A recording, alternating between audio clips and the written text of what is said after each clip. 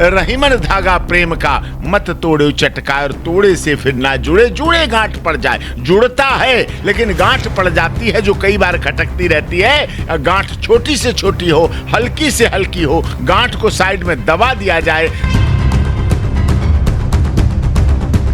आलोक मौर्य और ज्योति मौर्य है। आलोक मौर्य और ज्योति मौर्य का केस इस बात का एक बड़ा उदाहरण है, जिस उदाहरण के द्वारा परिवारों में ऐसे दोबारा समझौते और दोबारा बसने के चांस होते हैं और घर बस सकते हैं। और आलोक और ज्योति मौर्य का केस भी इसी तरह का एक उदाहरण है। एक नई इतिहास में लकीर बनेगी और जिसके द्वारा लोगों को घर बसाने के लिए एक उदाहरण रहेगा और एक प्रेम की ज्योति जलाने के लिए एक विश्वास रहेगा, एक भरोसा रहेगा। मैं हर बार यही कहता आलोक मौर्य से, हर बार यही कहता कि साथ रहना, उन बेटियों की भविष्य की चिंता करना। इच्छा थी वैसे साथ, उनकी बराबर इच्छा थी। आलोक मौर्य कभी घर तोड़ना नहीं चाहता था। जब पति कमाता है, जितना कमाए वो अपनी पत्नी के लिए, अपने बच्चों के लिए कमाता है। वो स्वयं भूखा भी रहता है। पत्नी जब सफलता के मुकाम पर चढ़ती है तो कई बार ऐसा देखा है, पति का हाथ झटक देती हैं और छोड़ देती हैं और वहां एक अकेले देखना चाहती हैं। नमस्कार, दिल्ली अप टू डेट देख रहे हैं, मैं हूं आपके साथ तनीषा। एसडीएम ज्योति मौर्य को तो आप सब जानते ही होंगे कि कैसे उनका घरेलू कलेश एक समाज में चर्चा का विषय बन गया। देखिए, एसडीएम बनने के बाद ज्योति मौर्य और उनके पति के बीच दरारें आना शुरू हो गई थी और ये दरारें डिवोर्स तक पहुंच गई थी। लेकिन हम हाल ही की आज की बात करें तो ज्योति मौर्य और उनके पति आलोक मौर्य जो है अब साथ रहने का डिसीजन ले चुके हैं। जी हाँ, उन लोगों के बीच की दरारें कम हो चुकी हैं। लेकिन अब हैरानी की बात है कि 1.5 साल पहले जो ज्योति मौर्य अपने पति को एक्सेप्ट करने से भी इनकार कर रही थी, आज वो अपने पति के साथ कैसे रहने के लिए तैयार है। अभी उसी पर चर्चा करने के लिए मेरे साथ सुप्रीम कोर्ट के advocate doctor AP Singh ji यहाँ पर मौजूद हैं, जो 1.5 साल पहले भी हमारी टीम उनसे जुड़ी थी और ज्योति मौर्य के बारे में हम लोगों ने चर्चा की थी। लेकिन अब जान लेते हैं कि कैसे इन दोनों पति पत्नी के बीच जो दरारें कम हुई हैं, जो एक साथ रहने का उन्होंने डिसीजन लिया है, उन पर इनकी क्या राय है। आइए जुड़कर आपको बताते हैं।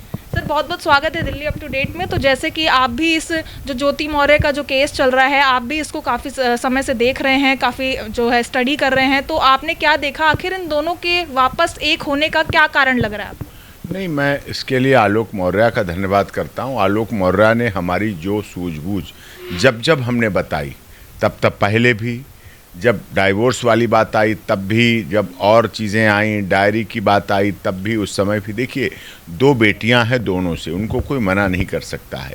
मनभेद हुए, मतभेद हुए, परिस्थितियां अलग ही, बाहरी लोग जीवन में आए दोनों के, बाहरी लोगों को जीवन में आने का दंड मिला, सज़ा मिली, वो वहीं के वहीं पहुंचाए गए। लेकिन फिर भी ज्योति मौर्य और आलोक मौर्य पति पत्नी हैं। किसने किसको पढ़ाया, हम इस बात को भी छोड़ देते हैं कि ज्योति मौर्य के लिए आलोक मौर्य ने बड़ी मेहनत की। कोई समय था, कपड़े धोने से लेकर कपड़े प्रेस करके, कोचिंग ले जाने से लेकर, प्रयागराज से लेकर खाना खिलाने पिलाने, सारे चीज़ों को, कार्यों को करने, फिर बच्चों को पालने पोसने, बेटियां थी उनको अच्छी तरह रखने की सारी जिम्मेदारी आलोक मौर्य ने सदैव निभाई। उसके बाद कुछ दरारें आईं, कुछ चीज़ें हुईं, वो सब ने देखी। जो कुछ समाज में एक दाम्पत्य जीवन की, एक सुखी वैवाहिक जीवन की फजीयत हो सकती थी, वो हुई। हमने प्रयास किया पूरा आलोक मौर्य की तरफ से। आलोक मौर्य का भी मैं धन्यवाद करता हूँ। आलोक मौर्य मेरी हर बात को मानते रहे, हर बात को हर बार मानते रहे। जब इलाहाबाद कोर्ट में केस पहुँचा, डाइवोर्स का केस पहुँचा, तब भी हर बात को मैंने माना। मैंने कहा, लड़ाई उतनी लड़ना, एक आंख से लड़ना, एक आंख मिलने के लिए रखना। और ये सिद्धांत है पारिवारिक जीवन में, दाम्पत्य जीवन में, घरेलू फैमिली मैटर्स में, कि आपको लड़ने का है तो एक आंख से लड़ लो, एक आंख मिलने के लिए भी रखोगे। जब आप एक आंख मिलने के लिए रखेंगे तो मिलने के, घर बसने के, रिकॉन्सिलेशन के, दोबारा रीइंस्टीट्यूशनल ऑफ कंज्यूमर राइट्स के सारे अधिकार फिर से बने रहेंगे और एक रास्ता निकलता है। और हम दोनों को धन्यवाद करते हैं कि रास्ता निकला है, अच्छा रास्ता निकला है। फिर आप क्या कारण मानते हैं, जैसे दोनों परिवार का सुलह कराना इसके पीछे कारण है, या फिर बच्चा कारण है, या फिर कोई और कारण आपको इसके पीछे नजर आ रहा है? तीनों कारण हैं। सबसे पहला कारण 2 बेटियां हैं। देखिए, बेटियां हैं, बड़ी होंगी, बढ़ेंगी, बेटी बची, बेटी पढ़ी, बेटी बढ़ी। ज्योति मौर्य भी बेटी है, आलोक मौर्य भी दाम्पत्य जीवन में दोनों से भी जन्म ली हुई 2 बेटियां हैं। अब दोनों बेटियों का भविष्य कल को पढ़ेंगी, बढ़ेंगी, शादी होगा, विवाह होगा, दूसरे के घर जाएंगी, उस समय भी उनके साथ माता पिता दोनों हों तो वो शायद एक अच्छा सुखद क्षण होगा कि माता पिता दोनों उनको साथ में विदाई दें। एक कारण ये रहा। दूसरा कारण ये रहा, अब उनका प्रमोशन वहाँ से होके इधर आ गया है नोएडा, ये भी एक कारण है। महिला, शादीशुदा महिला प्रमोशन हो, अच्छी है, खुशी की बात है, तरक्की हो, उनकी बेटियों के लिए खुशी की बात, उनके पति के लिए खुशी की बात, उनके मायके के लिए खुशी की बात, आलोक मौर्य के परिवार वालों के लिए खुशी की बात। अब वहाँ अकेली रहना ये भी एक कारण है जब पति होते हुए। दूसरा कारण, दोनों की लड़ाई में ऊर्जा लगे, दोनों का पैसा, तन मन धन लड़ने में लगे, उसके बजाय विकास में लगे। यूपीपीसीएस या इसकी तैयारी में आलोक मौर्य लगे और देश के लिए अच्छा कार्य सके। उसके अंदर एक भावना जागी पुरुषों को न्याय दिलाने की, कि जैसे महिला आयोग है, महिला हेल्पलाइन है, महिला हेल्प डेस्क है, महिला थाना है, महिला फास्ट ट्रैक कोर्ट है, महिला की आइडेंटिटी छुपाई जाती है, महिला के लिए कार्य किया जाता है, महिला के लिए स्पेशल अदालत है, ऐसे पुरुषों के लिए भी होना चाहिए। वो ऐसा पीड़ित पुरुष रहा इस देश में जिसकी पीड़ा को उत्तर प्रदेश सरकार का धन्यवाद करता हूँ, योगी आदित्यनाथ जी ने सुना। उत्तर प्रदेश की पुलिस का धन्यवाद करता हूँ, उन्होंने उसको सुना। लेकिन कई राज्यों में अभी नहीं हो पाता है, जिसका परिणाम होता है एक पुरुष की आत्महत्या। हत्या जब होती है तो समाज में मृत्यु एक व्यक्ति की नहीं होती है, कई रिश्ते टूट जाते हैं। आलोक मौर्य उस सदमे से गुजरा है, आलोक मौर्य उस दौरान गुजरा है कि अगर उसे सही समझ ना होती, उसे सही सूझबूझ ना होती, तो वो भी शायद अपने बच्चों के ऊपर से अपने पिता का साया खो चुका होता।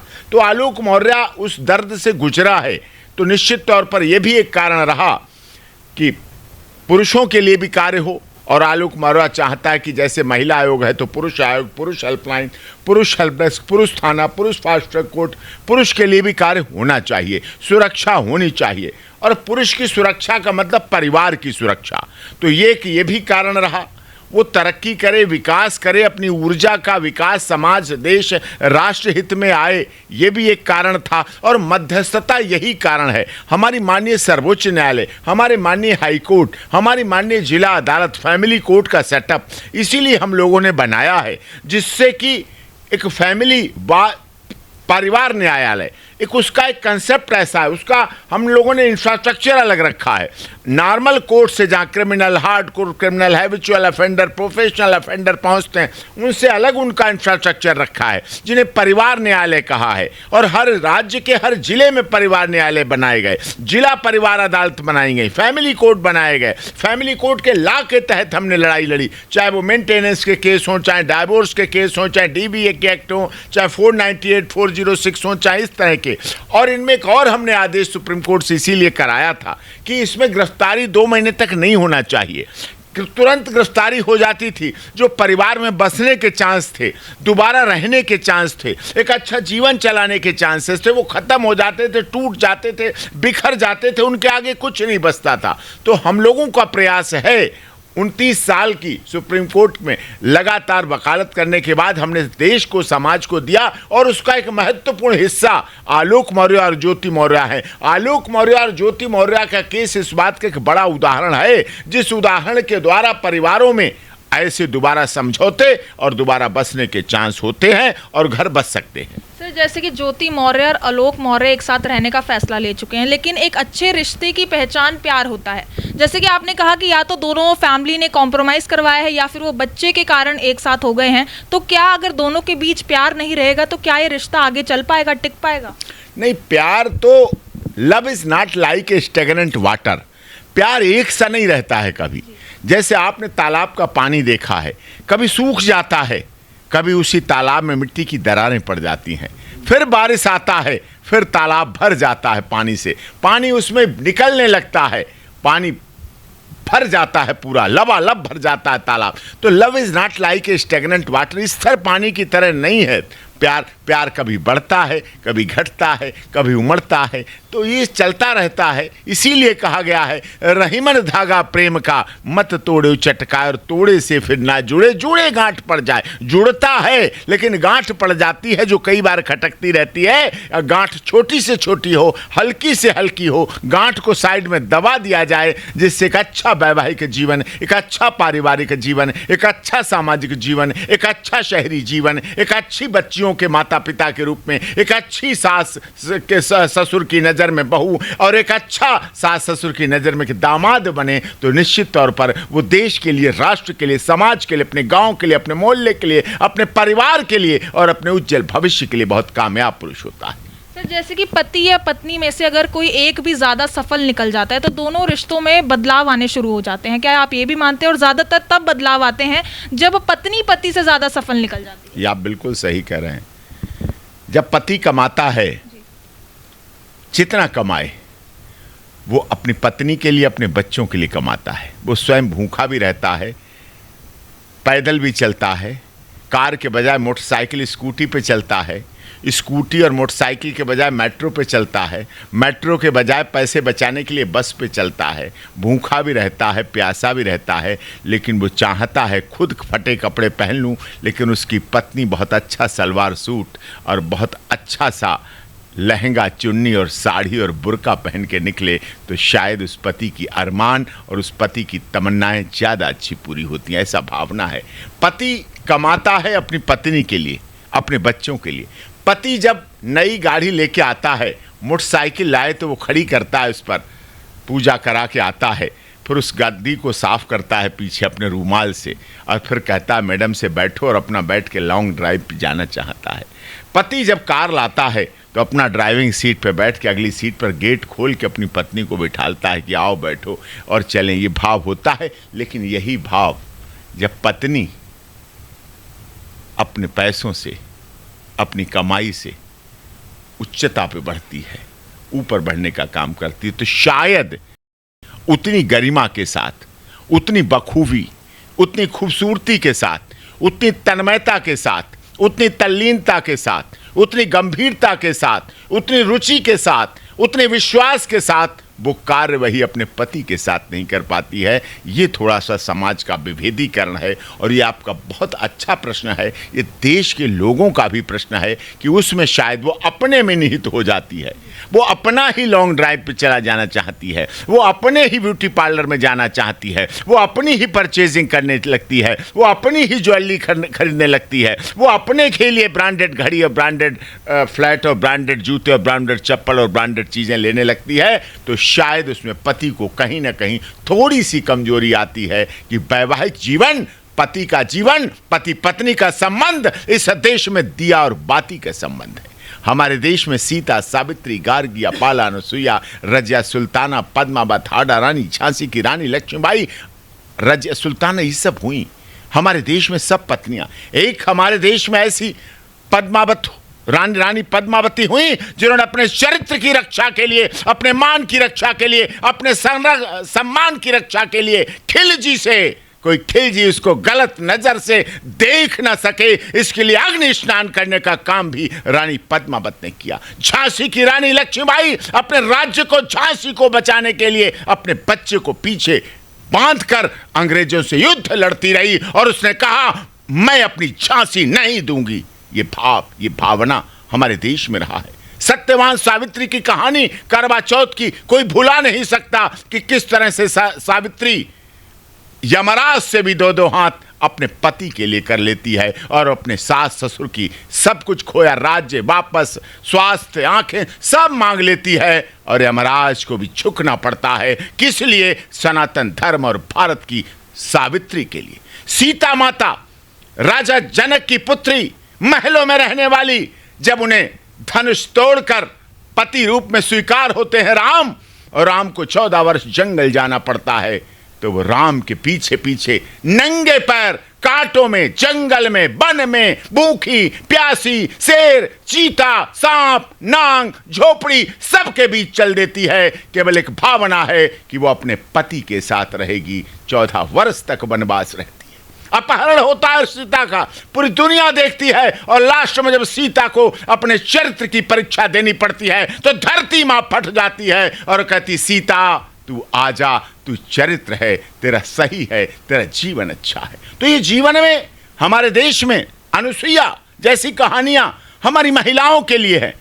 आज भी हमारे देश में हमने सीता, सावित्री, गार्गिया, पाला, अनुसुईया, रजिया, सुल्ताना, पद्मावत, हाड़ा रानी को नहीं देखा, लेकिन मैं दावे के साथ कह सकता हूं आज भी हमारे देश में, हमारे परिवारों में, हमारे सनातन धर्म संस्कृति हिंदुस्तान में ऐसी महिलाएं हैं जो घरों में सीता, सावित्री, गार्गिया, पाला, अनुसुईया और रजिया, सुल्ताना और पद्मावत की तरह चरित्र की रक्षा कर रही हैं। आज भी उनका धन चला जाए तो कुछ नहीं जाता है, स्वास्थ्य जाता है तो कुछ जाता है, और यदि चरित्र चला जाता है तो जीवन में सब कुछ चला जाता है। ये भाव और भावना के साथ ऐसी महिलाएं रह रही हैं, इसलिए हमारा इतिहास गौरवपूर्ण है। और आलोक और ज्योति मौर्य का केस भी इसी तरह का एक उदाहरण है, एक नए इतिहास में लकीर बनेगी और जिसके द्वारा लोगों को घर बसाने के लिए एक उदाहरण रहेगा, और एक प्रेम की ज्योति जलाने के लिए एक विश्वास रहेगा, एक भरोसा रहेगा, और बेटियों के प्रति, बच्चों के प्रति जो माता पिता का समर्पण होता है वो भी एक बड़ा उदाहरण बनकर सामने आएगा। तो सर, जैसे कि आलोक मौर्य सिविल सर्विस की भी तैयारी कर रहे हैं, हालांकि लास्ट अटेम्प्ट वो पूरा नहीं कर पाए थे, तो क्या वो तैयारियां इसलिए कर रहे हैं क्योंकि जो जिल्लत उन्होंने सही, इस वजह से वो सिविल सर्विस की तैयारी कर रहे हैं? मतलब रिश्ते को जोड़ने के लिए क्या बराबरी ज़रूरी है, तब जाके ये रिश्ता बनता है? देखिए, रिश्ता नाता बराबर में ही निभता है, करे बेमेल जो ही वो ही ख्वार होता है। ये पुरानी कहावत है, मेरी नहीं, मैंने भी पढ़ी है। रिश्ते नाते सब बराबर में ही होने चाहिए, वो ज़्यादा अच्छे चलते हैं। लेकिन फिर भी प्यार तो प्यार है। इस देश में लैला मजनू, हीर रांझा, शीरी फरियाद का भी देखा। इस देश में प्यार सीमा मीना, सचिन मीना का भी देखा। किसी ने सीमा के प्यार को कहा बड़ी है, उम्र में बड़ी है, किसी ने कहा सचिन लप्पू है, झप्पू है, झिंगुर है, ये बोला गया, लेकिन इससे कोई फर्क नहीं पड़ा। पिछले साल उन दोनों जोड़ों से एक भारती मीना का जन्म हुआ, इस साल भारत मीना का जन्म हुआ, तो इससे फर्क नहीं पड़ता है। लेकिन फिर भी बराबरी होनी चाहिए, चाहे शारीरिक बराबरी हो, मानसिक बराबरी हो, आर्थिक बराबरी हो, सामाजिक बराबरी हो, जिस तरह की बराबरी हो, रिश्ता नाता बराबर में ज़्यादा अच्छा रहता है। मेल होना चाहिए। लोग कहते हैं ना, लड़के लड़की का, वर वधू का, पति पत्नी का मैच है। ये मैच इसी बात को दर्शाता है कि एकरूपता होनी चाहिए, समरूपता होनी चाहिए, एकाग्रता होनी चाहिए, और जिससे अच्छे संबंध, अच्छे रूप, अच्छे पति पत्नी के संबंध इसमें बन सकें और अच्छे कार्य कर सकें। और आलोक मौर्य और ज्योति मौर्य का यह केस एक उदाहरण है। सर, आलोक मौर्य हमेशा से पुरुष आयोग की मांग करते आए हैं, तो कितना ज़रूरत है आज के समय में पुरुष आयोग होना? पुरुष आयोग की आवश्यकता उतनी ही ज़रूरी है जितना भोजन में नमक, जीने के लिए हवा, पानी, धरती, आकाश आज इतनी आवश्यकता हो चुकी है। जैसे पंच तत्व के बिना शरीर नहीं चल सकता, ऐसे ही आज का पुरुष आयोग के बिना अधूरा है, कमज़ोर है।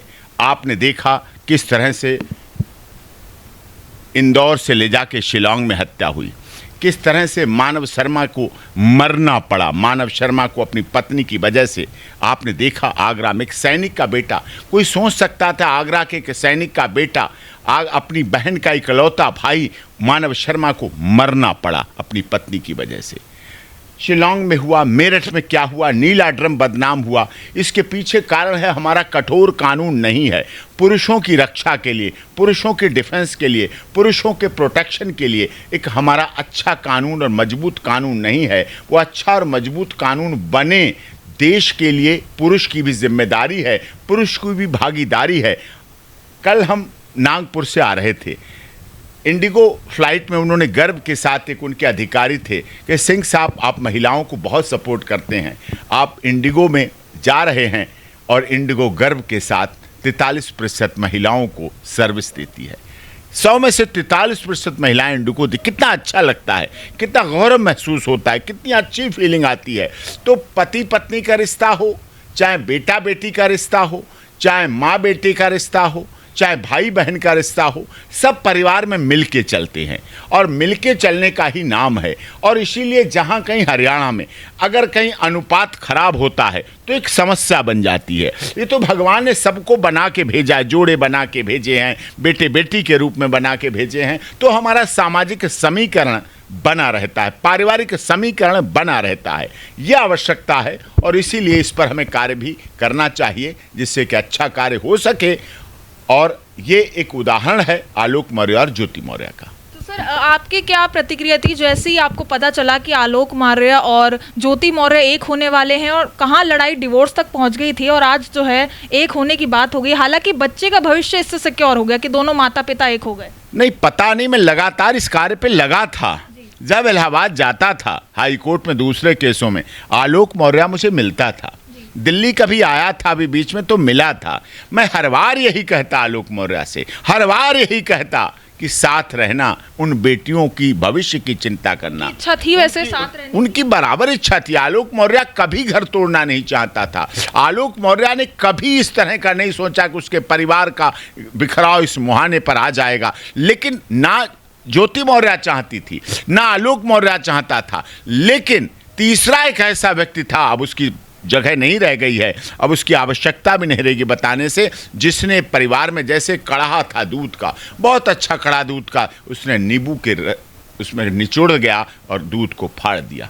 लेकिन फट गया दूध, लेकिन अब पनीर बन गया है, बिखरने के बाद भी अच्छा हो गया है। वो कहते ना, वो पथ क्या पथिक कुशलता क्या, जिस पथ पर बिखरे शूल न हो, और नाविक क्या धैर्य परीक्षा क्या, जब धाराएं प्रतिकूल न हो। विपरीत परिस्थितियों में, उल्टी धाराओं में जब आप चलते हैं, शायद तभी नाव अच्छी चलती है, तभी लोगों को दिखता है। लेकिन इस समय देश में, समाज में, राष्ट्र में, गांव में, खेत में, खलिहान में, मोहल्ले में, जिले में, तहसील में, ब्लॉक में, सब जगह एक ऐसी बीमारी ने जन्म ले लिया है जो कहते हैं इस दौर तरक्की के अंदाज निराले हैं।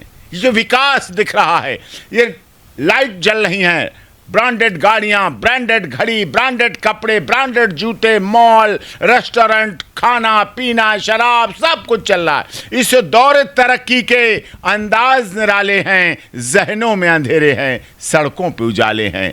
तरक्की सड़कों पे दिख रही है, लेकिन आज भी जहनों में अंधेरे हैं और सड़कों पे उजाले हैं। जिस दिन जहनों में उजाले होंगे, जिस दिन जहनों में खुशी होगी, जिस दिन जहनों में तरक्की होगी, जिस दिन दिलों में तरक्की होगी, जिस दिन दिलों में विकास होगा, जिस दिन दिलों में खुशी होगी, शायद वो पारिवारिक जीवन और दाम्पत्य जीवन के लिए सबसे बड़ी खुशी होगी। एक आखिरी क्वेश्चन, अगर आलोक मौर्य एसडीएम बन जाते हैं तो क्या प्रतिक्रिया रहेगी? क्योंकि आज भी एक खबर आई थी जहां पर यूपीपीएससी विभाग के बाहर वो दिखे, हालांकि वो अपने दोस्त को सपोर्ट करने के लिए आए थे, लेकिन लोगों ने सोचा कि उन्होंने जो है वो परीक्षा पास कर ली। अगर एसडीएम बन जाते तो क्या कहना चाहेंगे? देखिए, एसडीएम बनना, पास होना, फेल होना, ना बनना, ये कोई बड़ी बात नहीं है।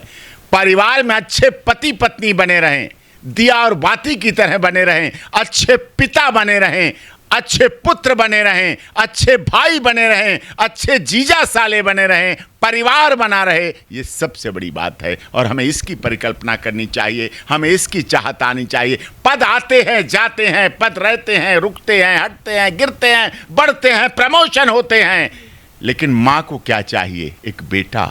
पिता को क्या चाहिए? एक बेटा। भाई को क्या चाहिए? एक भाई। बहन को क्या चाहिए? एक बहन।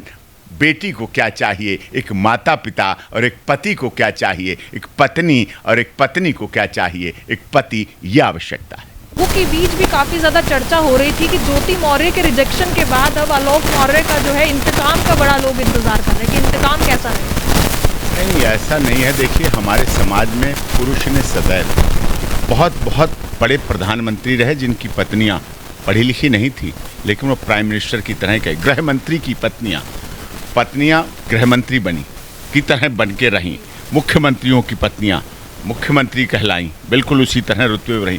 हमारे देश में एक समाज में ऐसी है, अनपढ़ महिला भी बन के मास्टरनी कहलाती है, अनपढ़ महिला भी डॉक्टर की पत्नी बन के डॉक्टरनी कहलाती है, वकील की पत्नी बन के वकीलिन कहलाती है, नेता की बनी नेताइन कहलाती है, प्रधान की बदली प्रधानिन कहलाती है। विधायिका कहलाती है, सांसद कहलाती हैं, जब नहीं होती हैं, लेकिन फिर भी उनको सम्मान वही मिलता है, वही दिया जाता है, वही रहता है और वो उस सम्मान की पात्र बन जाती हैं। लेकिन कई बार पत्नियां जब सफलता के मुकाम पर होती हैं तो पतियों को अपने साथ नहीं रख पाती हैं, ये समस्या है। पति सदैव सफलता के मुकाम पर अपनी पत्नी के साथ चल के जाना चाहता है और चढ़ना चाहता है और बढ़ना चाहता है और हर समय पकड़े रहता है। लेकिन पत्नी जब सफलता के मुकाम पर चढ़ती है तो कई बार ऐसा देखा है, पति का हाथ झटक देती हैं और छोड़ देती हैं और वहाँ एक अकेले देखना चाहती। दुनिया की बड़ी महिलाओं में मैं कहना चाहता हूँ, दुनिया की टॉप 10 महिलाओं में देखेंगे, कई बार ऐसा देखा गया वो पतियों के बिना दिखती हैं, लेकिन सफल पति पत्नियों के साथ देखे जाते हैं। तो ये थे हमारे साथ डॉक्टर AP सिंह, जिन्होंने SDM ज्योति मौर्य और आलोक मौर्य के एक होने पर अपनी प्रतिक्रिया दी। बाकी आपकी इस खबर पर जो कुछ राय हो कमेंट सेक्शन में ज़रूर साझा करें और ऐसी तमाम खबरों के लिए देखते रहिए दिल्ली अप टू डेट।